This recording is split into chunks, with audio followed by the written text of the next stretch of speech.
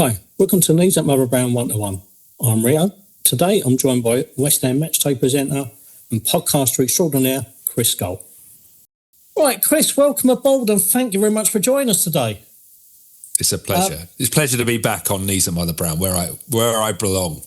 Absolutely, and we'll touch about that a little bit later on.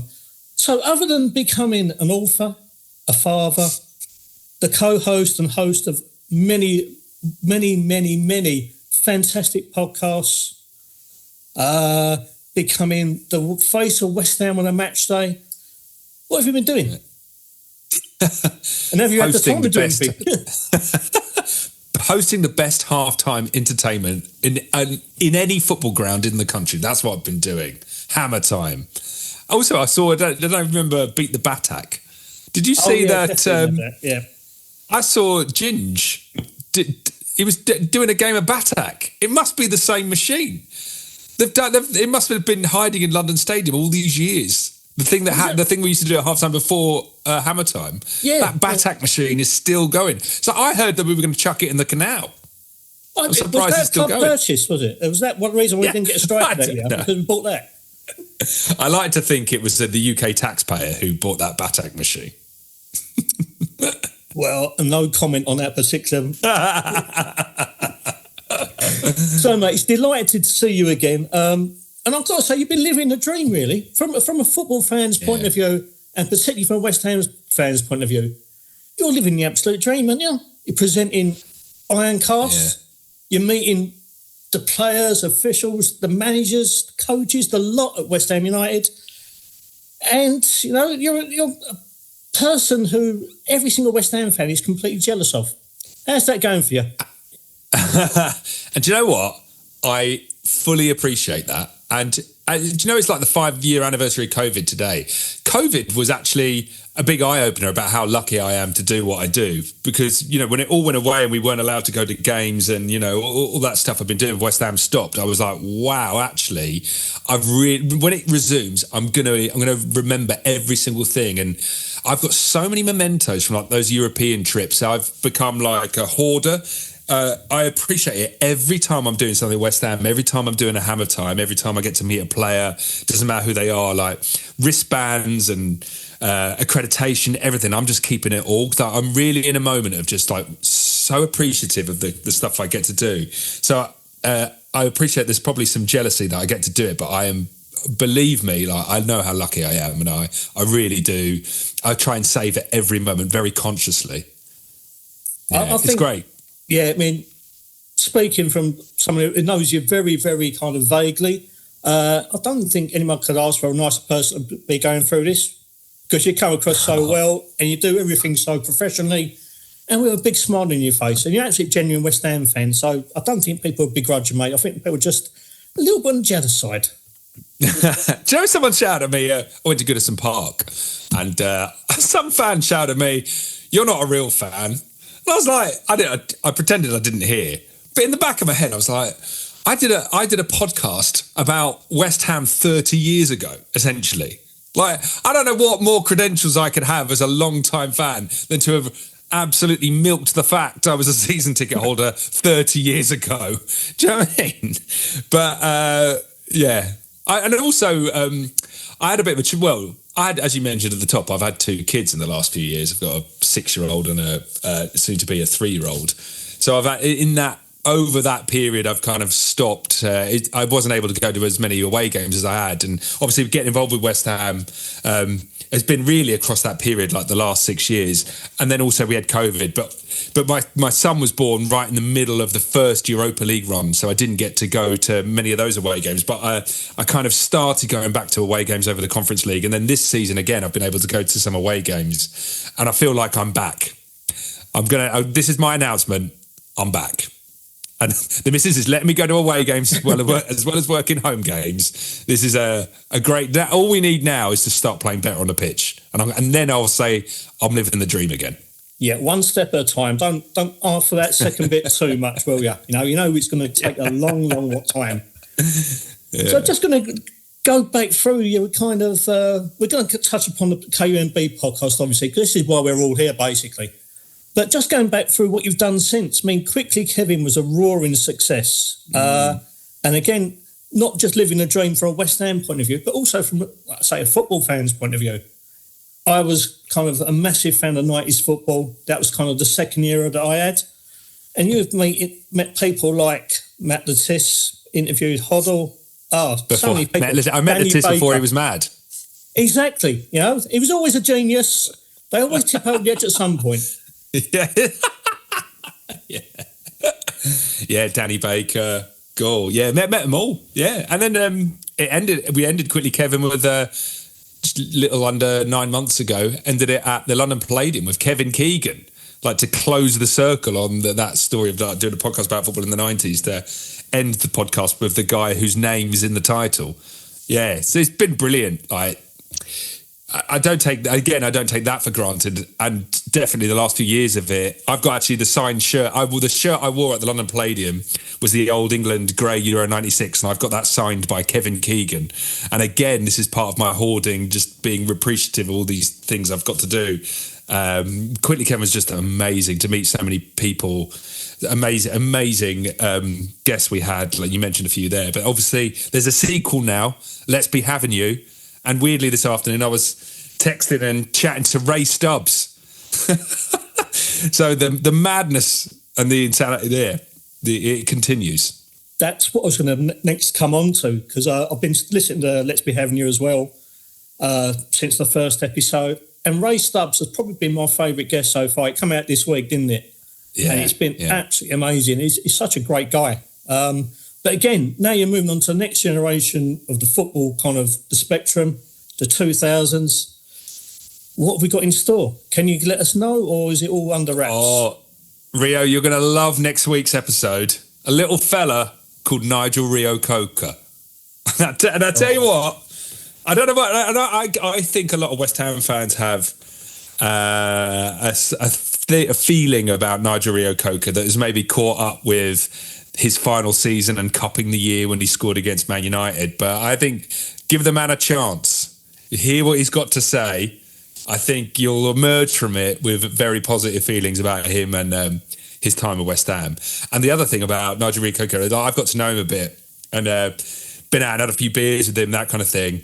He is such a laugh.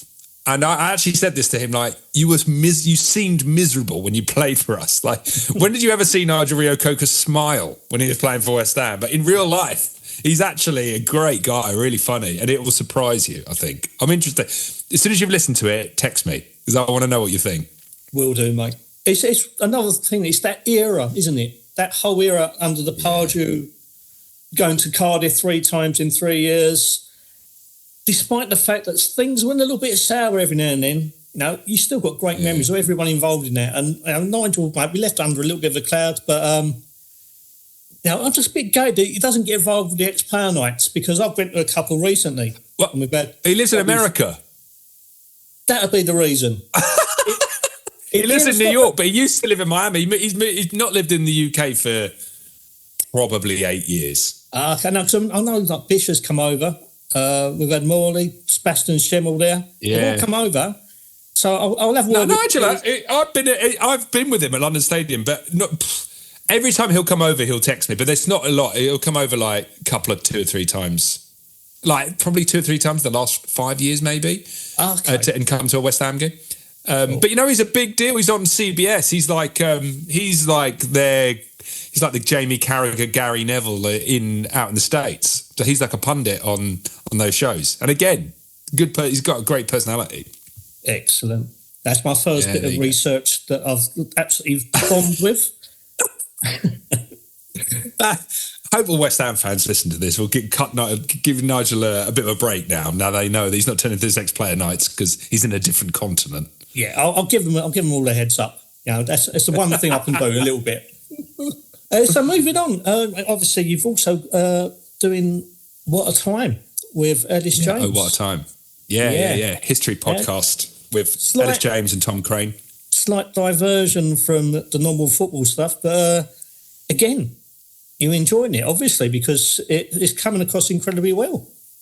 Yeah, and actually history, like I'm well into football, obviously, but I've always been a bit of a history buff, specifically like the Second World War, and increasingly as I get older, like the 80s and Thatcher, and there's so many eras of British history that really fascinated me. And Ellis is the same. Ellis is actually a history graduate from Cardiff University, and he went to Cardiff with Tom Crane, who we do it with, who's a really top comedy writer, and we're all friends. We always talk about history. So it felt very natural to go, I think there's probably a podcast in this. And it's going really well. We're signed now to Wondery. So like it's a co-production with Amazon these days. And it's just so much fun to do. And also it's really easy as well. Well, not easy, but we choose a subject and we get a proper historian to research every episode for us. So it's fascinating for me to read about this stuff. Yeah. It's actually taken the place of reading like really diverse history books, because this historian is giving us the research on whatever subject we want to talk about. So it's great to do. It's so much fun. And hopefully that transfers to the listener. Absolutely, mate. Absolutely. All right, so just going back to where it all started then, because obviously these podcasts you've been doing professionally have all done rather well, got a lot of fans on board. But you started back in 2013 doing some random podcast for a West Ham kind of football forum. And that ran for 4 years, and that also got rather popular, but under just a little bit more of a selective audience, I'd say. Yeah, no. So I used to write on Knees Up Mother Brown. Like, if you actually search my name on KUMB, you'll probably find old match reports that I just wrote to make myself laugh, because I'm a big West Ham fan. It just felt like if I was going there, I wanted to. Maybe I had aspirations to be a journalist, although I'm glad I'm not a proper journalist these days. But I probably had aspirations to write about football. I wanted to be involved with football and somehow. And then I also, when I was at uni, I went to University of East London. And while I was there, I was on the, I don't know what it was called, like the university radio station, basically. So I knew how to edit audio and make radio shows there. And I just felt podcasting was just starting to boom around 2013, very early days. But I remember thinking, there's a gap for a decent West Ham podcast.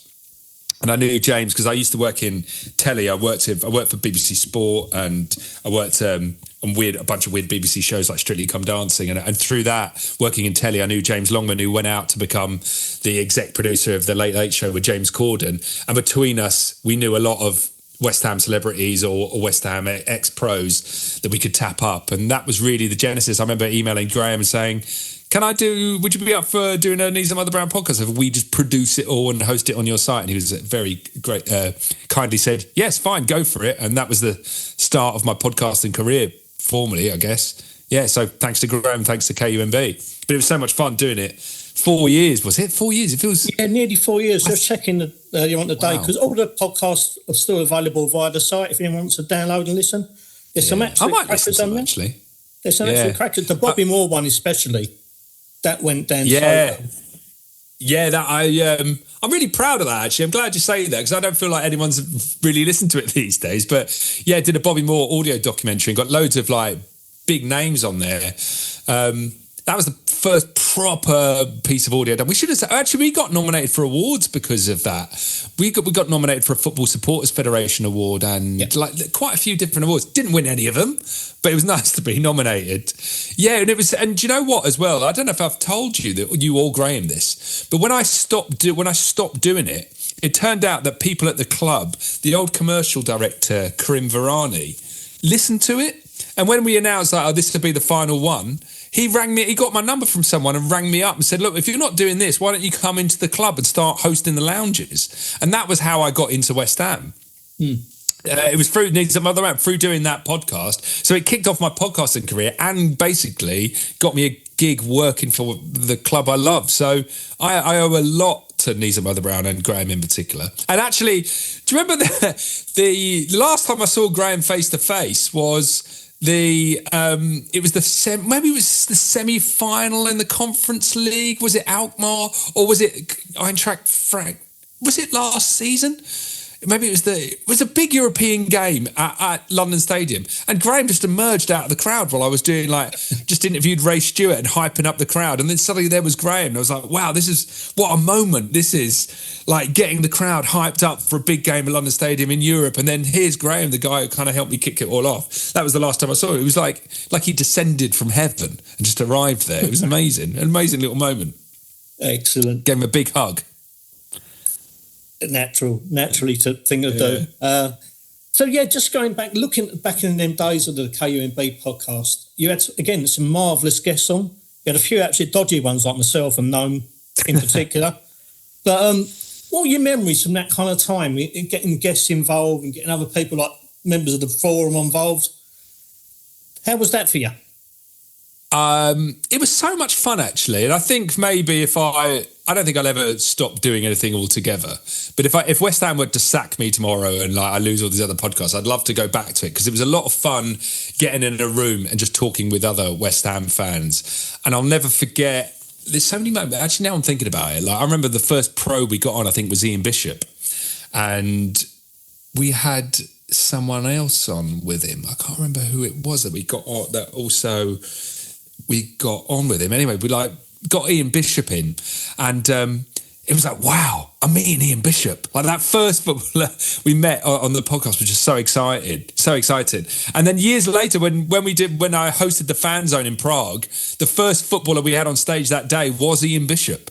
And again, he remembered me from Knees Up and Brow. Again, it was a moment like, oh, wow, this is like coming full circle from doing Knees Up at the Brow. But it was so great to meet the ex-players and like meet the fans. And after quite quickly into it, it felt really natural. And I remember we actually hit the headlines a few times, because we had David Sullivan, the chairman, on, and he talked about not wanting to sign Charlie Austin, I think it was, because of his knees. And that was in the Sun next day. And we were like, whoa, it was like back page to the Sun. And another time, but also we didn't know what we were doing, so it was quite amateurish, like trying to figure it out for the first time. Our recording equipment was notoriously dodgy and would just stop, but the recording equipment was also in another room to where we were recording the podcast. And once we got Billy Bonds on to do exclusively his first interview, like talking about the Harry Redknapp stuff. He hadn't talked about it ever. We got that Billy Bonds interview. It was amazing. We were like, wow. I think Graham was in the room with us, like, wow, this is a huge scoop. And then went next door and found out he hadn't recorded. And then James rang Billy Bonds and was like, would you do it again? And he did it all for him. Like, again, did that exact same interview with James the following week. That was an absolutely terrifying moment where I just felt absolutely sick. And yeah, so many great fans, and also I think it led to a lot of friendships, and it was such a great thing to do. I basically did. I mean, our New Year's resolution in 2013 was to do more creative stuff, and that's why I suggested it to Graham. I just wanted to be more creative in the things I did. It was literally my New Year's resolution. That's why we started it in January, because I was like, I definitely want to do this, and it led. There's so much positivity in my life that came from it, not only West Ham, but also the friendships I made, like yourself, Rio, and like going to Everton last week and seeing Nigel Khan, who was a guest, and saying hello to him, and many other guests we had on the podcast down the years, including like Dave Walker and X, who went on to do West Ham Way. It's got me connected with a community of so many West Ham fans that I still consider friends now. So it had such a dramatic improvement in my life, and I think that goes to show the power of New Year's resolutions, if you've got any out there. And also, I think it shows the power of the club, that you can develop these connections with people. I think it's just the heartbeat of West Ham itself. So going on, you're now the match day presenter. That sometimes, looking from the stands, looks an absolute nightmare. I don't times sit there and think, oh my God, what have I got myself into? Do you want some classic moments? Anytime I interview Brian Deere, buckle up. Like he could just go off piste. He can literally walk off with a mic in his hand. He can do absolutely anything. And the sprinklers, I don't know if you remember, I was interviewing Jeff Hurst once, World Cup winner, one of our greatest ever players. Sprinkler goes off, just starts soaking the pair of us. That's absolutely hair-raising. Speaking of hair-raising, that AstroTurf on the side of the pitch can get really charged up.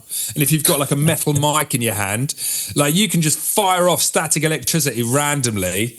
You'll get massive electric shock. That is terrifying. Having people on for hammer time who are unbelievably good or equally really bad. That's interesting. Yeah. Any number of things can go wrong. But and I used to be really, I don't want to use the word professional, but I used to treat it as if I want this to be the best thing it could be. But I think the way I've adapted over the years, I've realised like it's fun, it's entertainment. Everyone's come to the football. You've got to do it with a nod and a wink. And if things go wrong, that's actually funny, and people do enjoy that. And that's maybe how you grab people's attention. So I've learned over time to develop my own style a little bit and treat it as a bit of fun, which of course it is, except to the moments where it's not. And it's got to be quite serious because you're doing a charity interview or whatever it might be. But as much as possible to just try and enjoy it and show the people you're having fun. But it's a really, again, and you get to be pitch side before games. So as a fan, it's just a brilliant thing to be a part of. Do you still get starstruck by meeting players, particularly ones you haven't met before, or just ones like you said, Ian Bishop, Nigel Okocha? I know you're friends with them, but I still think people get that same buzz. Like, I'm in a room, I'm talking to, I've got the phone number of X, and you think, I can't believe this happened to me. I do get really starstruck, but funnily enough, it's not the play. So I don't know when I started. I think I started working at West Ham in 2018. I think it was. So all the current players then and the players I know now. So I'd go back to Nobes and anyone who's in the first team then through to the current first team now. I don't really get starstruck by them. But I've got to know Jared and lots of people in the first team. Not so starstruck with them. The people that starstruck me are players from growing up from 92 onwards who are not in the UK and not around very often. So the absolute most starstruck I will ever be would first time meeting Trevor Morley. That was whoa, Trevor, what an honour to meet you. That is panting. I was I can't believe Trevor. How are you? What have you been doing? They're the ones that I get massively starstruck by. And lucky enough to do Ironcast as well. So when we got Freddie Canute on, that was another one. I'm whoa, Freddie, how are you? Great to meet you. So I'll get starstruck by really weird players from West Ham's past. But yeah. And also the other thing as well, I think is that I've become friends with James Collins, who I do the official podcast with as well. You kind of there's two James Collins in my mind. There's the legend who played for West Ham, and he occupies one part of my brain where I think about all the great moments and goals at Stamford Bridge and towering headers and unbelievable tackles. And then there's the bloke I know, and I'll often forget they're the same person.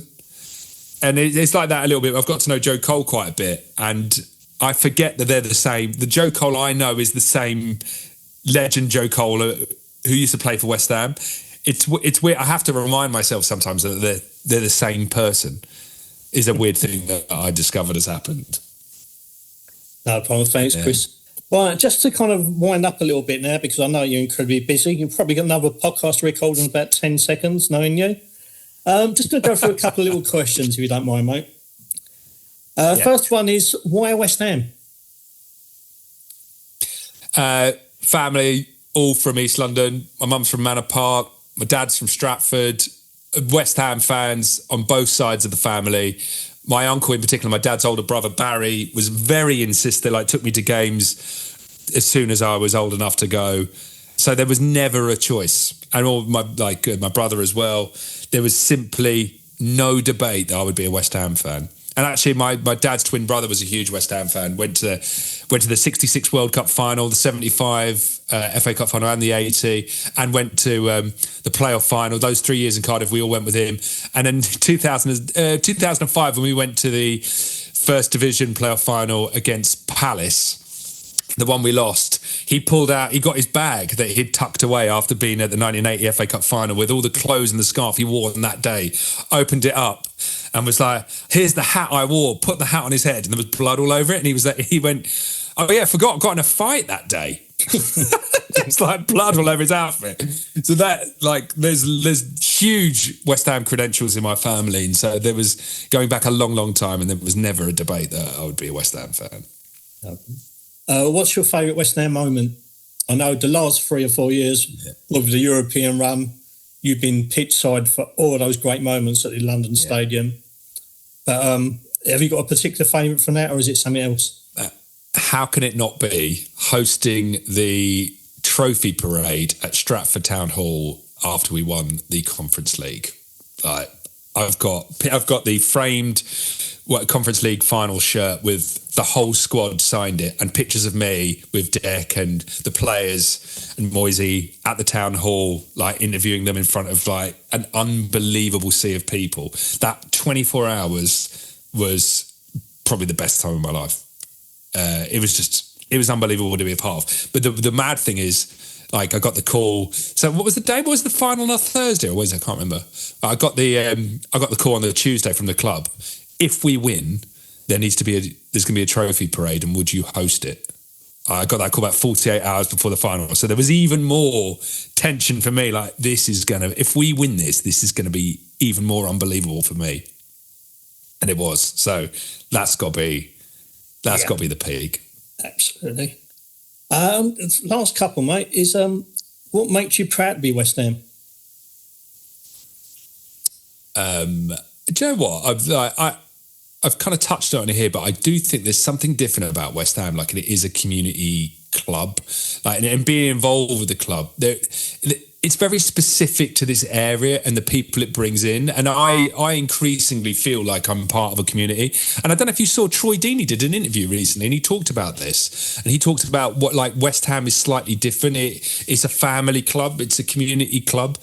And I do feel like that. And especially being involved with the club, like on match days, and you see the stuff we do for charities like Richard House Hospice and all the different charity partners we've got, and the ways in which we engage with the community, and that you see it with the players too, like visiting Newham General and like Christmas. I do feel like there's something different with this club, like West Ham United. And I don't know if every supporter of a club feels like that, but I do feel part of a community, and I do feel like we are part of East London. And when I drive on the A12 and you see the stadium, I don't know, I feel like a sense of belonging to this area, and not just, and I feel like the football team is the epicenter of that. And I feel like West Ham fans, we're all in it together. And that's why I love those European trips so much, because you feel like that community was like coming to a town square in Europe, and there was even more this sense that we were all together, that we were all part of this family.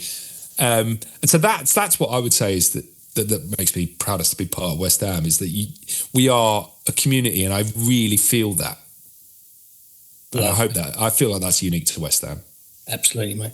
And the last thing, and please excuse me for saying this, but if I could take you back in time to the very day you started the first ever KUMB podcast, flick a switch, would you do it all again?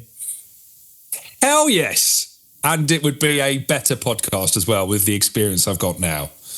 And we'd have probably, hopefully I could reach out. Am I allowed to take my contact book back as well? We'd probably get even better guests on. Never got Chris Hakabusi on Knees Up Mother Brown, so that could have the Back to the Future kind of sports almanac. Take whatever you want back, mate. Yeah, absolutely, man. What a ride. It would be worth going back to January 2013 just to know that in 10 and a half years would be winning the conference. Like, well, I'd have to explain to everyone in 2013 what the Conference League is. But then 10 and a half years later, what excitement when we finally win it.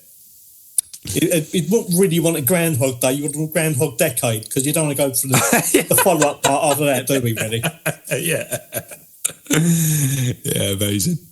Chris, thank you very much for your time today, mate. It's been great to speak to you, and thank you so much for everything you've done.